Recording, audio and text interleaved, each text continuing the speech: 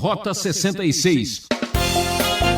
Todo mundo tem um documento, nunca tem foto do ombro, né? Ou do cotovelo, do dedo, né? A foto é do rosto da pessoa.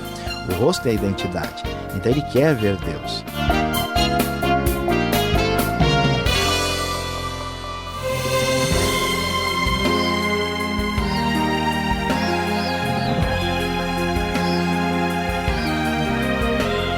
Começa mais um programa Rota 66. Para quem ainda não me conhece, eu sou Beltrão. Nossa aventura continua, hoje na série Êxodo. Vamos para os capítulos 33 e 34.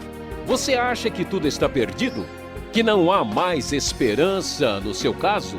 Calma, calma, meu amigo. O professor Luiz Saião vai conversar com a gente. E o tema da aula de hoje será: a emenda ficou melhor que o soneto. Nada de cabeça baixa, nem sentimento de derrotado. Você já sabe, a Bíblia é um guia de esperança. Aprenda essa lição.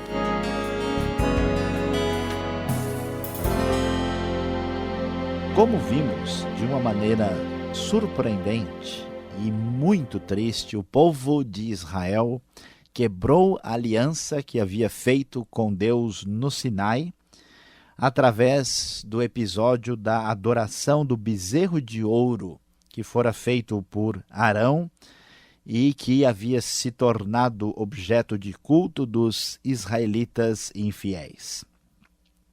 Diante disso, o que aconteceu nos próximos capítulos? Qual foi o resultado final dessa situação, visto que Deus, na sua bondade, apesar de ter castigado o povo, manteve a sua palavra, a sua promessa de bênção estendida a Moisés. Nós lemos na NVI, a partir do versículo 7, o seguinte texto: Moisés costumava montar uma tenda do lado de fora do acampamento, ele a chamava tenda do encontro.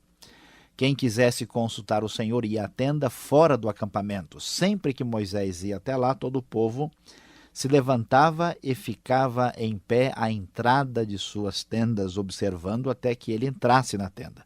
Assim que Moisés entrava, a coluna de nuvem descia e ficava à entrada da tenda, enquanto o Senhor falava com Moisés. Quando o povo via a coluna de nuvem parada à entrada da tenda, todos prestavam adoração em pé, cada qual na entrada de sua própria tenda. O Senhor falava com Moisés, face a face, como quem fala com seu amigo. Depois Moisés voltava ao acampamento, mas Josué, filho de Num, que lhe servia como auxiliar, não se afastava da tenda. Disse Moisés ao Senhor: Tu me ordenaste, conduz este povo, mas não me permite saber quem enviarás comigo, dizendo: Eu conheço pelo nome e de você tenho me agradado. Se me vês com agrado, revela-me os teus propósitos para que eu te conheça e continue sendo aceito por ti. Lembra-te de que esta nação é o teu povo. Respondeu o Senhor: Eu mesmo o acompanharei e lhe darei descanso. Então Moisés lhe declarou: Se não fores conosco, não nos envies. Como se saberá que eu e o teu povo podemos contar com o teu favor, se não nos acompanhares? Que mais poderá distinguir a mim e a teu povo de todos os demais povos da face da terra? O Senhor disse a Moisés: Farei o que me pede, porque tenho me agradado de você e o conheço pelo nome. Então disse Moisés: Peço-te que me mostres a tua glória. E Deus respondeu: Diante de você farei passar toda a minha bondade, e diante de você proclamarei o meu nome, o Senhor.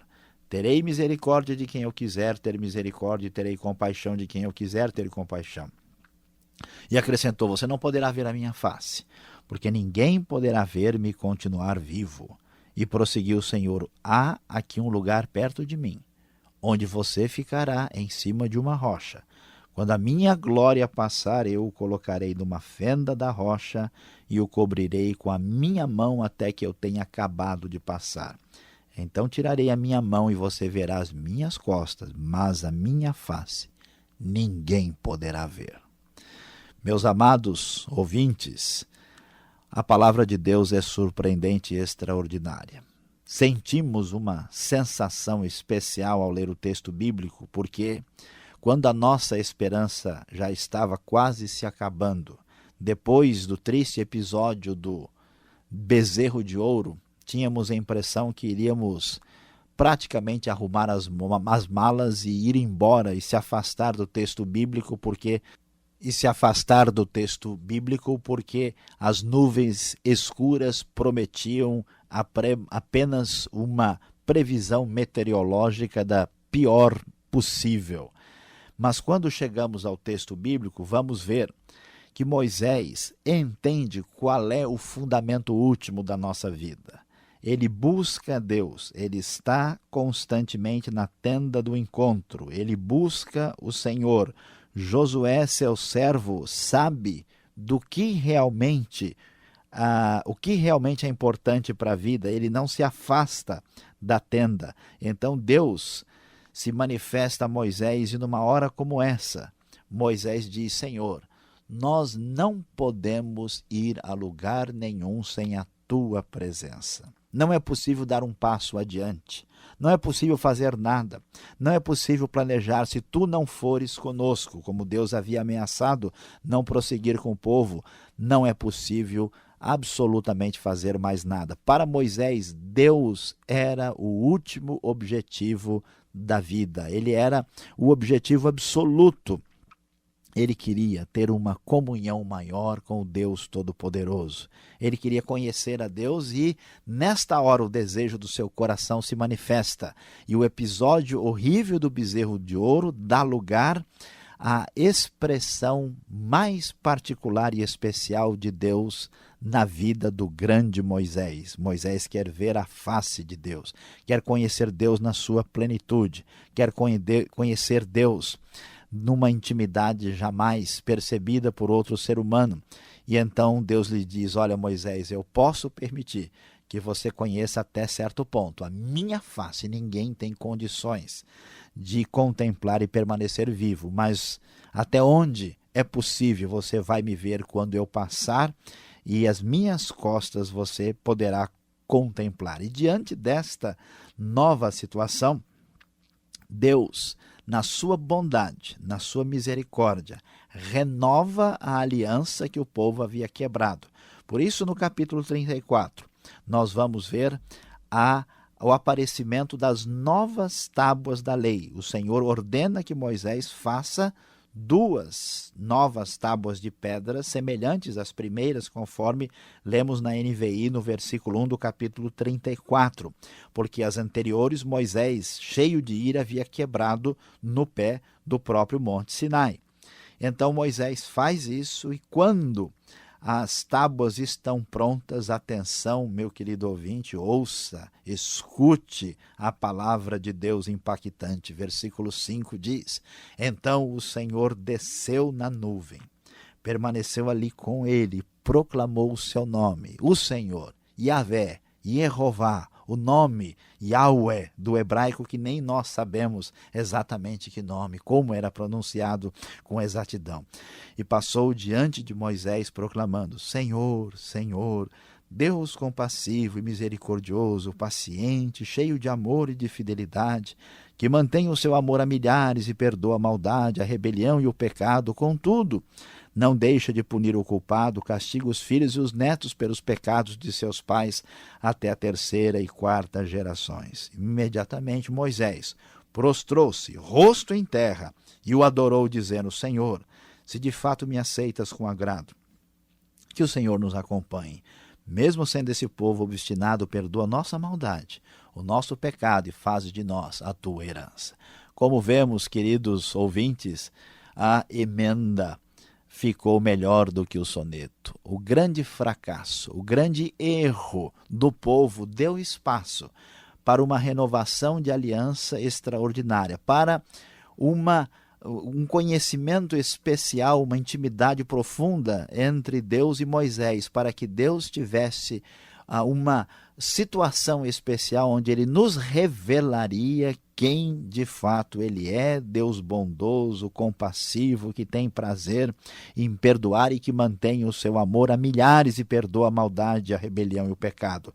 Graças a Deus pelo poder divino que consegue ultrapassar as nossas fraquezas e fragilidades e construir de maneira muito mais especial aquilo que nós nem sequer poderíamos imaginar.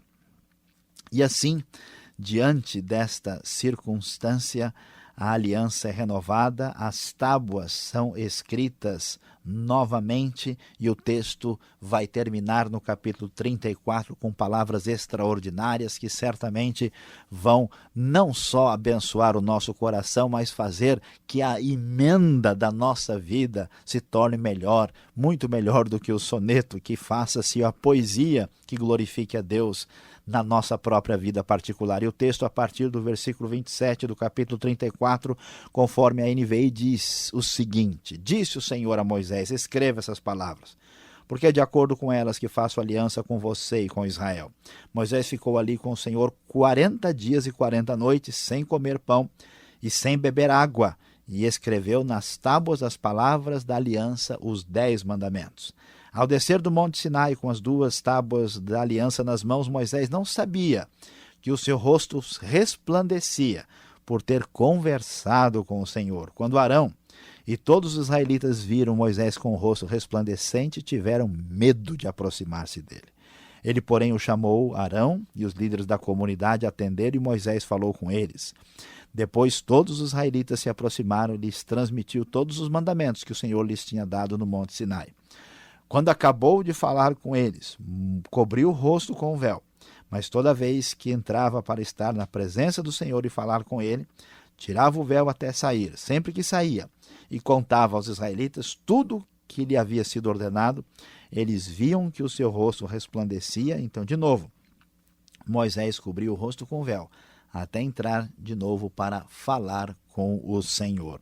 Graças a Deus pelo tremendo poder e a grande soberania e sabedoria de Deus, que age de uma forma tão extraordinária que até as nossas falhas, até os nossos bezerros de ouro, como vemos muitas vezes na nossa própria vida, Deus tem o poder de transformar de maneira extraordinária. Parecia não haver esperança para o povo que havia pecado da maneira mais absurda, cometendo idolatria, adorando o bezerro de ouro, depois de tudo que Deus havia feito em favor deles.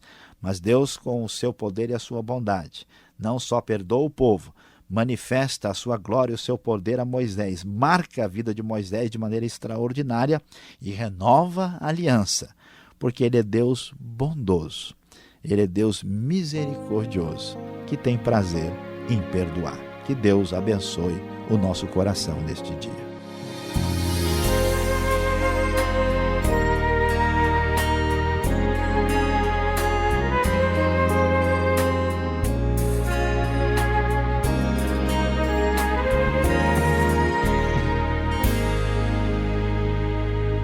Você está ouvindo o programa Rota 66, o caminho para entender o ensino teológico dos 66 livros da Bíblia.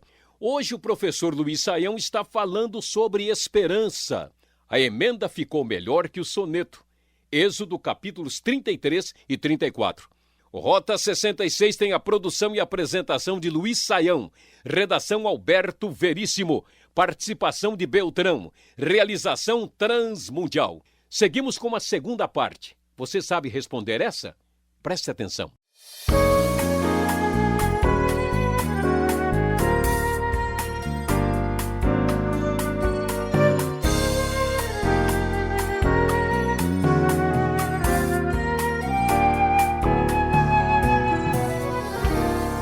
Ok, Saião, chegando agora com as perguntas, um momento que o nosso ouvinte fica esperando, na expectativa. O que será que vem agora a seguir? Êxodo 33, já vamos começando com a pergunta e uma observação. Saião, o povo que tiraste do Egito. Também vemos lá em 32:7 que tem essa expressão.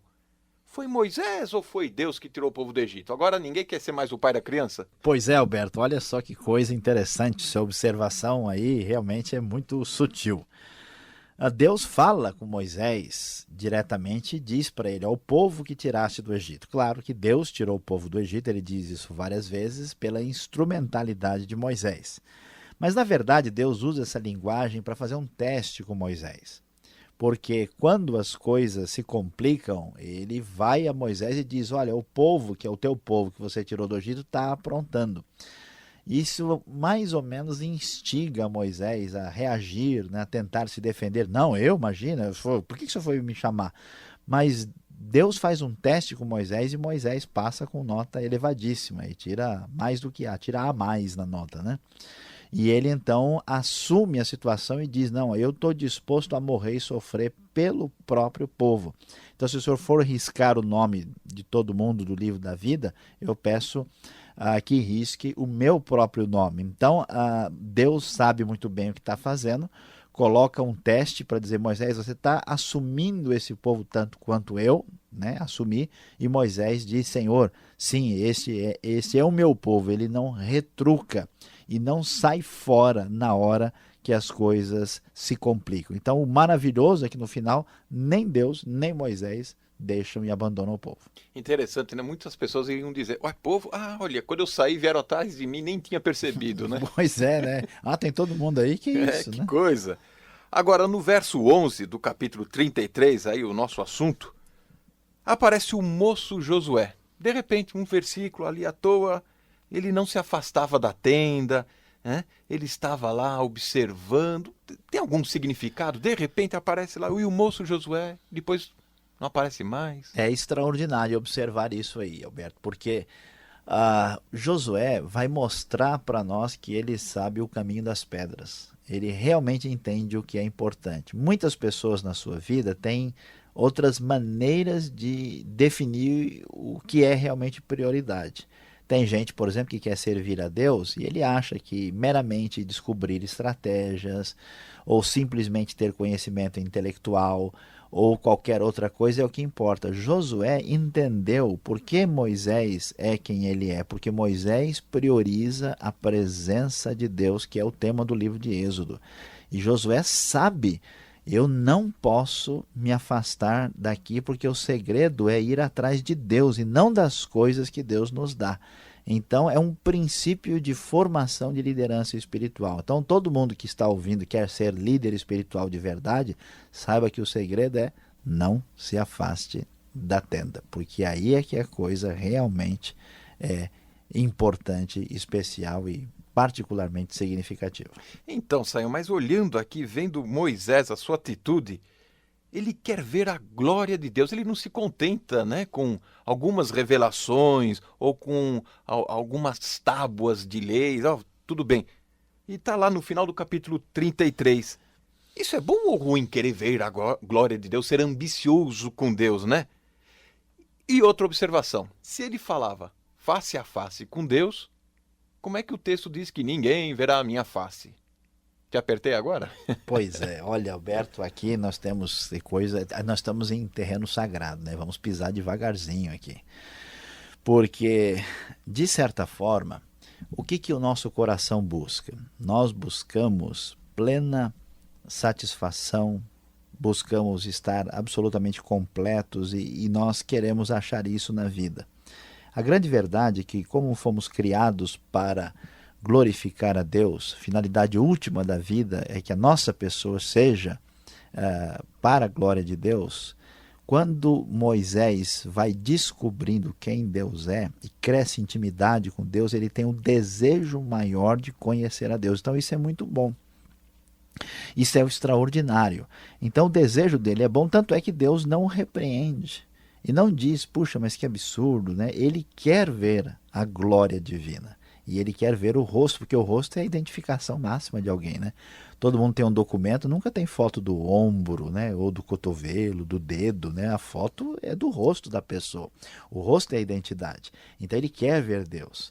Então isso é bom, mas ao mesmo tempo é perigoso, né? Porque à medida em que você tem um crescimento, uma expressão espiritual maior, você corre o risco de a fragilidade humana atrapalhar. Então Deus diz para Moisés, olha, você fique no seu lugar, você permanece como criatura. Deus é um Deus que se revela e que se esconde também.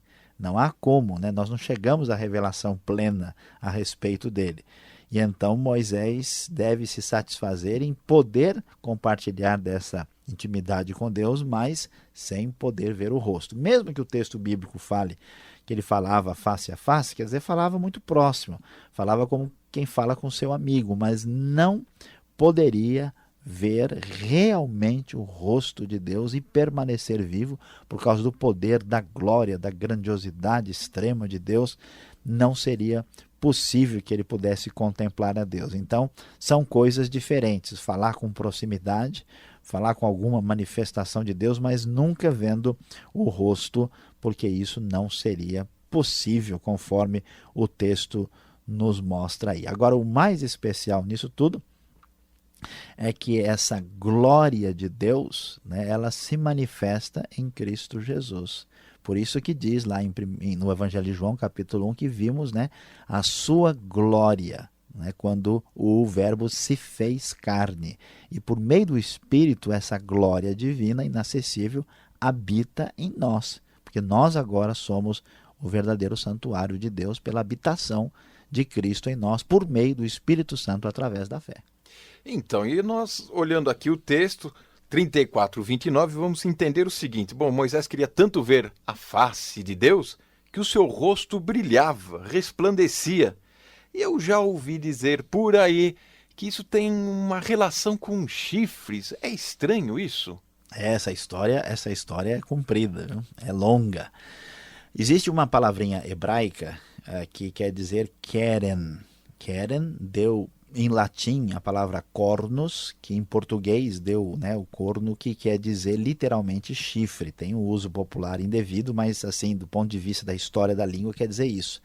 Essa palavra, esse mesmo radical, né, karan, é usado lá para falar desse resplendor. Talvez a ideia seja que, assim como o chifre é uma protuberância que sai, né, de um determinado lugar, no caso de uma cabeça geralmente, né, o chifre tem um comportamento semelhante à luz. A luz sai do rosto, ela irradia. Alguns acham que talvez fossem pequenos fachos, talvez raios, mas isso é tudo especulação, é muito longe. Nós não vimos, né? Moisés não viu a face de Deus e nós não vimos a dele. Então é bom a gente ficar não aqui, podemos especular no texto. Especular muito, né? Agora, erroneamente, a Vulgata Latina traduziu isso entendendo a ideia de chifre. Por isso, a famosa, né, estátua lá de Michelangelo de Moisés e muitas pinturas medievais apresentam Moisés com um pequeno chifre.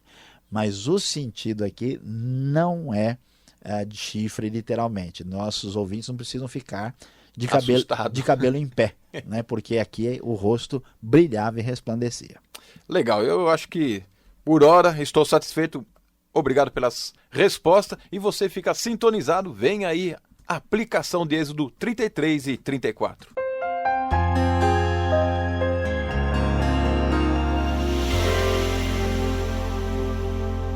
Rota 66, chegando agora ao final, a nossa aplicação, depois de termos estudado Êxodo 33 e 34, falando sobre a emenda ficou melhor do que o soneto.